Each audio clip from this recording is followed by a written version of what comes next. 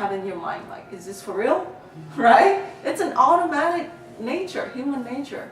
So by knowing that in advance, you say things to kind of disarm those things, right? Kind of let the guard down a little bit, right?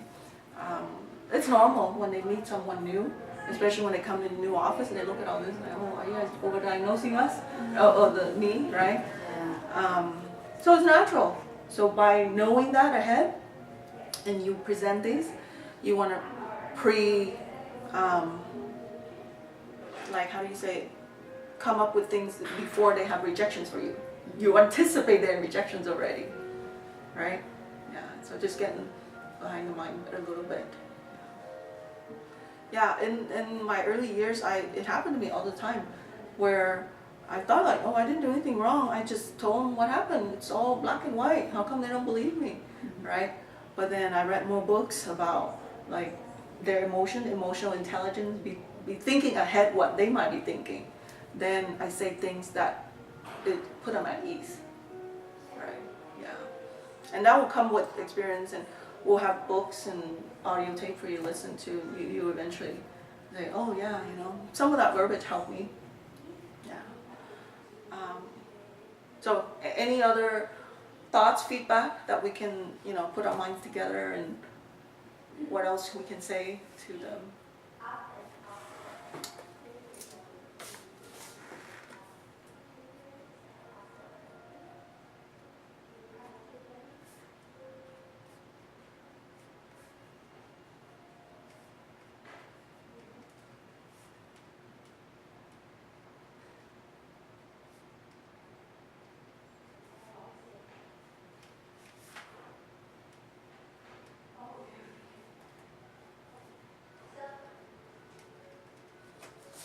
Okay. All right, so that's one scenario. So this patient, by the time we were able to explain to her, why that is a cavity, and then we got her to start with one, and she sees that, and the rest, she does the rest that we tell her, right? Even though she cried, the first time we told her all this treatment, she really cried. She's like, oh my goodness, I don't know why, and yeah, but finally she got a lot of the fillings done. Some of them will turn into crowns. That's one patient. Another patient, I would have different scenario.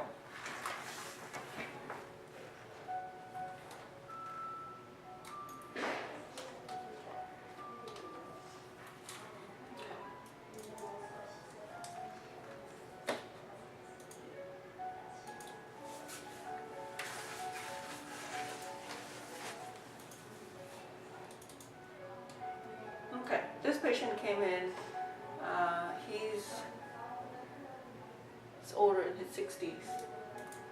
Chief complained, oh, I just broke a tooth. That's it. He has 2 teeth left, and there's one that's broken.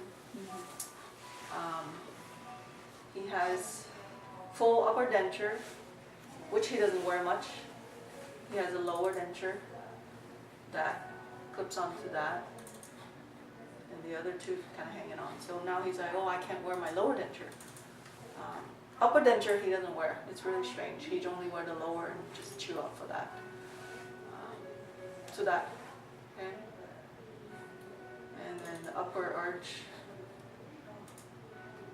he has like a narrow palate, right? So his treatment like, yeah, I just broke that tooth, right? And so I just proposed to him, okay, you're gonna need a full denture on the lower, right? Because the other two cannot be saved. I explained to him why. He's like, I don't know. I have an upper denture, it's no use. I can't use it, So he did bring it in, and I put it in the mouth. I'm like, oh, how long have you had this? For a few years. And ever since they gave it to me, it never felt right. Like, yeah, I don't blame you for not wearing it, because it just flopped off, just came right off, and there's no retention, right? And so I would show him the model, and I show him, well, you know, I'm sorry that you have a denture that you cannot wear, but this is how denture should be. I show him the model. It should stick in your mouth, and you should be able to function well. And then another thing is for the lower we could do is we put a couple of implants in there, and then your denture can go over it and it'll be very stable, right? Oh, okay. And he opened up, you see? So because of someone who said, yeah, my denture is no use, right? You know, before I would not have the tool or the verbiage to tell him, because they already made up their mind. Because if you tell them another lower denture, they're gonna forget it, right? But I asked more questions, like, oh, may I see it? And he actually brought it in. I looked at it, I tried it on, and then I agree with him. I said, oh, I don't blame you for not wearing it because it's not sitting up, it's not fitting. And I showed him, well, I don't know how it was made for you, but this is how it should be. Because denture should work, it should stick in your mouth and you should be able to eat with it. And then he's like, oh, okay. You see? So you see how that, what it takes to kind of change someone's perspective? Because they're fixed with that perspective. Well, as soon as I told him lower denture, he's like, that's not gonna work for me. Right? He shuts down right away. So when I hear that shutting down, I said, okay, let me see what you're referring to. I always ask more questions. So tell me more about that. Right? What do you mean? What do you mean you can't wear it? Right? Show me. Right? And then they would show me and then, oh, okay, it's because of this. Right? So another key is for new patient is when they tell you something like, oh, root canal doesn't work, crown doesn't work, or fillings don't work, or they say something that's their mind is made up about it, you always want to ask them for more questions, more and more information, right? So a common question I ask them is, tell me more about that. Tell me more about that experience. Tell me more about why you don't like root canals, right? Sometimes they come up with something like, oh, because I had a friend who had root canal and after that the tooth fell out. I mean, the tooth broke. And I'm like, oh, did he have a crown put on? I don't know. Well, because usually after root canal you need to have a crown. You don't have a crown, the tooth will break. Oh, okay. So you see, if we don't address that, you can just be saying one direction, the patient just decide on this direction. I'm not going to listen to you. Right? So we have to dig deep. Like, why do they have that mind made up about it? Right? You possibly help guide through and say, oh, you know, it should be this way. See, it's all about educating, but also convincing them. Right? Convincing them to change their mind that they made up about that. Right? Yeah. Because to us, a lot of times, we're trained to be very clinical. We're not trained to read people's emotions or communicate or ask for more. We just think one direction. We think, okay, tooth needs root canal crown. This is a solution, right? But if the patient don't make the connection with the solution that you're giving, then you won't get to do it, and they don't get the treatment, and then we're not helping each other, right? So by having that, not just the clear outcome that you want for them, but also come up with a way to communicate and convince them why they need it and why it's the best solution for them. Right? So in his case, it took a little bit of convincing, so he finally okayed to do denture on the lower. And then another part that I had to convince him was do the lower and the upper at the same time. Right? And then he's like, he told me, because his upper, it was just not in the right occlusion with the lower. That's another thing. He had a class 2, and somehow they were made, you know, like a big overbite. So every time he bite, it popped off the upper too. So I said, you know, we need to do this full set upper and lower together. And he's like, no, I don't have the money. You know, okay. And then we're like, okay, well fine, we'll do the lower arch for you. And then because he said, I've been functioning fine with just the lower, with the upper no teeth, right? So, okay, fine. I'll go with what he said. At least he's going with the lower denture, right? At least he's going with that. So we went with that. And then when we took the bite appointment, we needed his upper, right? So I had him bring his upper. So then I had a wax rim, and then I took the bite. And then now I have the model of his upper denture. I mean his upper ridge that I put the denture over. And I show him the model. See, look, this is why your upper denture is not staying in, because the bite, right? And if you're not doing the upper at the same time, we're forced to copy the same bite. And we're forced to keep the same problem for you. And that visit, it made sense to him. He said, okay, put out cash. He told me he had no money. He pulled out cash. I mean, he lives next door. He walked back home, got the cash, and gave it to us.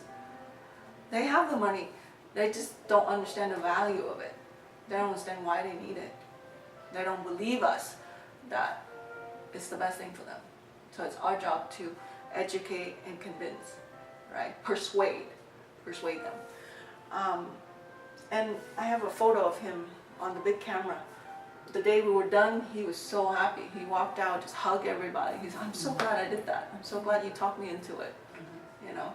And just like that one patient, you know, drove 100 miles, right? It just feels good that you're able to give this guy a smile and that he's able to chew, right?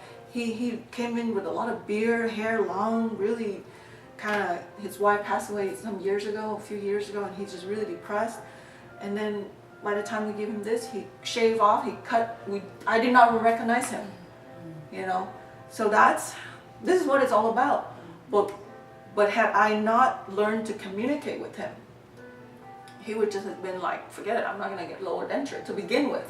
Because our denture don't work, right? And then he walks around like that, you see. So these are the cases that we want to learn from, where we able to persuade the patient, you see. Yeah, we were going to make him a feature patient on our Facebook page, how, you know, able to change his teeth. I took some photos of him, really happy guy. Ovi, when you see him in a little bit, he comes from, I believe, Sweden? Yes, Sweden.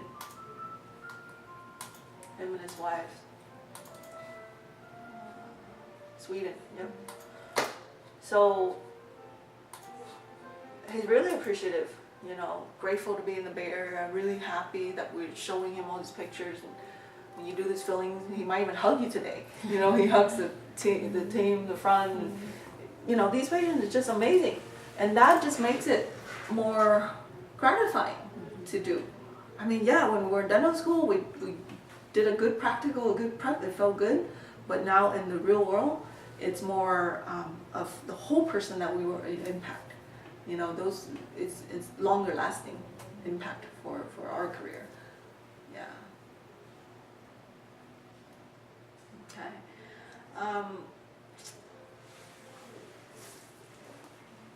Any other scenario you can think of on new patients in the past or here?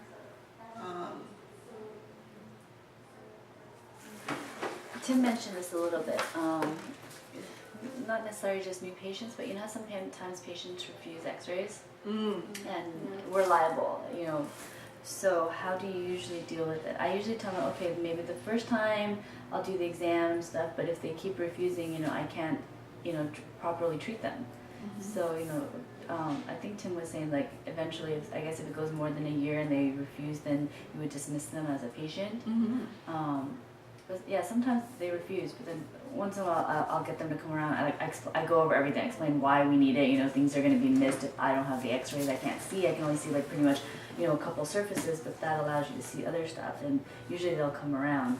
But there's some that are just, you know, adamant, like I don't want it. And even though I explain some digital's low dose and stuff, they still, you know. So do you get a lot of those here, or? We got some. But similar with your experience, where we still take them the first time. We'll take some photos and show them, and we explain, the visual can only go so far. Teeth are hard, dense tissues. We need that X-ray to see, and low dose, same spill. And then, a lot of them turned around. A few that after 1 year, after, let's say the first time you see them, and you see these cavities, and then we treat them, we take care of a couple cavities. We were to convince them to take some X-rays at that point. I do see cavity here, but when we fix this, you want to make sure there's nothing wrong around it, right? So that'll let us take a couple, and then say, okay, well, we do need to have this at least once a year, so that we make sure nothing else comes up. And then, if let's say next time they come back and they still refuse, we'll just say, hey, we won't be able to help you effectively. You got to help us help you. If you, not comfortable, we might consider, seeking care elsewhere. We're not comfortable taking care of you. We want the best for you. And the bottom line is, when the patient hears that you just want this for their benefit, not ours, not because of insurance. Because some people say, oh, I don't want you guys keep billing insurance for X-rays, or, well, I have to ask them why. They might say, oh, my sister just got cancer. Oh yeah, I respect that scare, that feeling, right? You respect their feeling. Oh yeah, I'm sorry to hear, and I respect that, Okay, so this time you're not comfortable, it's fine. But the next time, let me just explain to you, blah, blah, blah, blah. But some of them might say, oh, they bill all my insurance for all the X-ray, and they just want to make money off of me. So you know that they came from an office where they got taken advantage of. So now they have that defense wall up. And you say, we're very transparent here. Whatever we do, we bill insurance. Whatever we don't do, we don't bill insurance. So you have that reassurance. Yeah. So find out again why they don't want it, and then just address that, right? And there are some just plain stubborn, and then unfortunately we can't help everybody. There's going to be one or two that we're not able to. And I still say in a good way word to them, you know what? It seems like you're still not comfortable with our practice philosophy here. I want you to be comfortable. Consider if you're not comfortable here, consider, I want you to find a dental home where you're really comfortable and at ease, and you get the best care. So it's a nice way of, but it's always come across as their benefit, right? It's not like, oh, you don't listen to us, you're out of here, right? But it's more about, I care for you, I want you to get the best dental treatment. And it seems like the last few times you're here, you're still not comfortable with our recommendation. Perhaps you might consider, seeking a new dental home where you feel comfortable. I want the best for you. That's it? Yeah. That's it. But you're right. After the first initial time, we still don't have X-ray, we're liable for it. Yeah. But again, if we tell them, I need this X-ray, if not, I'm liable for it. then, because patients, when they object to something, they want to hear what would benefit them. Mm-hmm. Why would this thing benefit them? Mm-hmm. If we ever say something that is about us, forget it.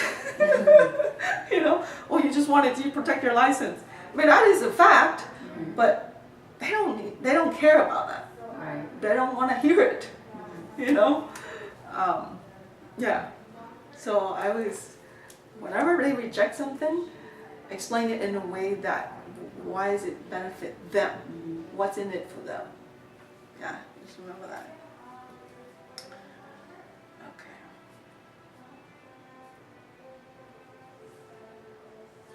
Okay.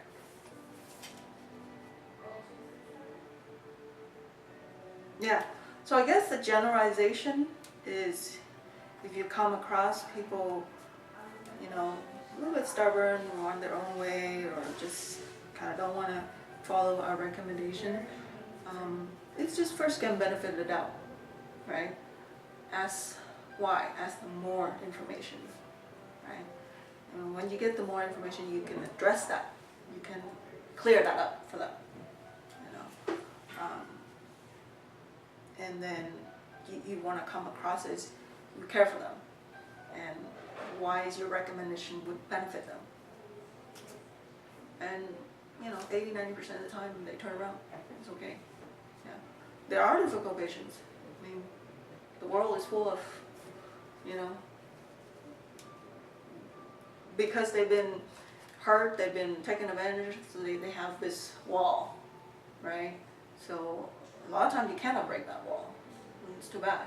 But our goal is to want to work with them and just to help them. Yeah. All right. I have a question about pre-med. Yes. Do we have like amoxicillin and stuff here for them in case they forget? Do we have it here? Mm-hmm. Oh, okay. Yeah. Let me check if we still have, we need to renew it or not. But we have it. Okay. Yeah. Because sometimes they forget. And Yeah, yeah. Mm-hmm. So check if we have here. and you're for like joints and stuff, like joint replacement. Mhm. You're doing. Are you recommending it forever now too? Joint replacement. What's the latest on that? I don't. That one now it's forever. Like if they've had a joint replacement, it's not. It used to be like 2 years, but now they have to take it forever. Every time they go to the dentist. Oh, really? Oh, I'm not aware of that. I thought after integration and everything, it's fine. They changed it in like 2007. Uh-huh. Recommendation. Uh-huh. So now it's like Broadway. So whenever I see the patient, I usually tell them that because sometimes they're not aware, Uh-huh. and or the orthopedic surgeon doesn't tell them, even though it is actually recommended by orthopedics. Okay. Do you happen to have like the latest of? The article for that one? Not just for that. That's fine, but I mean the rest The recommendation For all the for prophylactic. But I have it. I look it up, but Yeah, can you help me get now. that? Yeah, sure. Can you help me get that? Yeah, for all the And I'll- recommendations. Yeah. We'll get it to all the doctors. Just the latest. Okay. Yeah, thank you for bringing that up.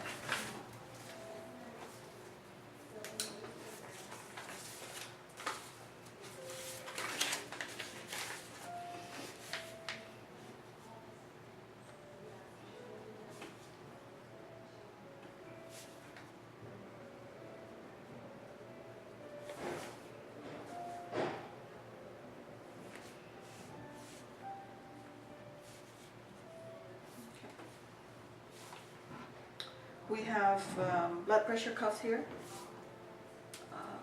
I don't take it on every patient, only the one that say they have high blood pressure.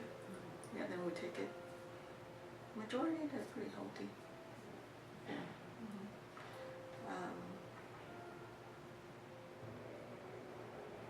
What else? You had some questions about,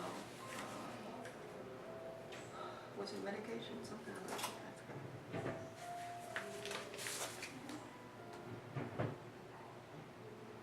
No, I only had one patient with high blood pressure, but he said that he stopped taking it on his own.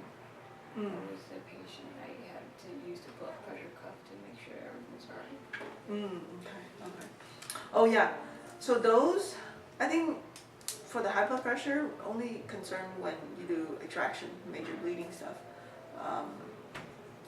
SRP, I mean, standard SRP should be kind of okay. Because when they say high, I don't know how high it is, so Exactly. just to You want to check? I want you're to right. check that Mhm. everything's okay within the normal limit, then I'll do it. Yeah, but let's say if they have a little bit high blood pressure and if they're taking their medication and you just need to do a quad of SRP on them, part of what's high because they're anxious being in an office. So those cases we're still okay to kind of just give them carbocaine, no lido. Just one quad is not gonna, not gonna bleed too much or not gonna. And then you reassure them, just tell me when you want me to stop, or just those words of comforting. Most find it funny, yeah. I've had patients where those two hurt so much, I don't care blood pressure, take it out, right? And I feel bad for the guy. If I don't take it out, he's gonna have a heart attack because of this toothache, right? I mean, I still did it. right? Oh, I just want to make sure it's not crazy high. Of too. course, yeah. Because he was saying that he was on meds prescribed by the doctor, and he stopped himself. He stopped on his own. Yeah. So I make sure that it's still within reasonable limit. Of course. I know it's always good to be precautious. It's always good. So that. What else? Okay, so continue. We'll talk about presentation, right? Now, 3 scenarios for the new patient. We talked about how patients around here are busy and they want to be, just come to the dentist as less often as possible. So the first visit, if they have, let's say here, okay? So the way we schedule is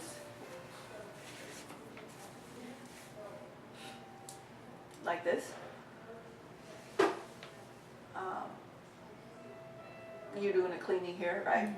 So your assistant will be free, so we schedule another new patient, right? And it takes 20 minutes, 2 slots right here, that's 20 minutes. And then by that time you're done with this one, you come in here for the exam, right? And so the way it's scheduled is your main column is you, and then the second one is where you can jump over, or the assistant is there mainly. So notice how we give you three units here. Yeah, so you have time, get to know, do an exam, get to know a patient. You have 3 units, half an hour to do a prophy, right? And then the next one you have is also some fills and prophy, right? So this patient right here, okay? You know that the time allotted is for prophy or a 1 quad deep cleaning, right? Unless they already have a note, like when you read their notes, it's like, oh, they have a filling fell out and they want to get it done today. Then okay, you might just talk to them about that one filling only. Your exam time is a little bit shorter, so you have time just to do 1 filling to take care of that. Right. So this is kind of like pre-planning ahead, your own schedule, so that when you do this exam, you turn around and tell the tell the friend, okay, I can do this one today. I can do 21 today. And they put a star right here. They know that it's today. So they hurry up and run out to the front and get a treatment plan, and then you show patient photos. Okay, this is the filling that fell out.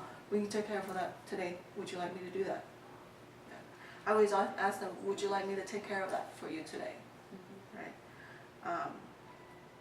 And then we're going to go over with the whole team, the flow. But I just want to show you the time so that when you look at it and you know ahead, what can I do for this patient today? Right? If there's no note or anything about him, then you know that just a prophy or a 1 quad. Right? Because patients that need SRP, if we just do prophy on them, they walk out there, they're done with teeth cleaning, right? So we want to be able to explain to them why it's important, and just get them committed to 1 quad. Once they do the 1 quad, we have the verbiage to explain to them why it's important to get the rest of them out done. Do you have that?